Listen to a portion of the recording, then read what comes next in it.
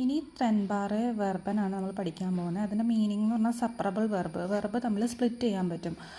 അങ്ങനെ 2 വെർബുകളാണ് നമ്മൾ ഇതിനകത്ത് പഠിക്കാൻ പോകുന്നത്. ഐൻലാഡൻ, ടു ഇൻവൈറ്റും അപ്ഹോളൻ, ടു പിക്കപ്പും.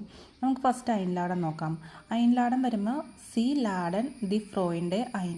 അതിൻ്റെ ഉള്ളിൽ ലാഡനും ഐനും അതിനകത്ത് രണ്ടും സെപ്പറേറ്റ് ചെയ്തേക്കുന്നതാണ്.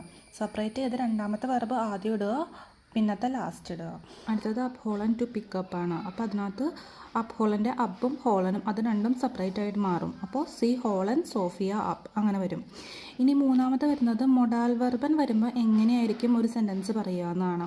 മൊഡാൽ വെർബൻ വരുമ്പോൾ മൊഡാൽ വെർബൻ സെക്കൻഡ് പൊസിഷനും നമ്മുടെ ട്രെൻബാറൻ വെർബ് സെപ്പറേറ്റ് ചെയ്യാതെ ലാസ്റ്റ് പൊസിഷനിൽ ഫുള്ളായിട്ട് ഇടുകയാണ് ചെയ്യുന്നത്. അപ്പോൾ അതിൻ്റെ ഒരു എക്സാമ്പിൾ കാണാം. C വൊളൻ Sophia അപ്ഹോളൻ.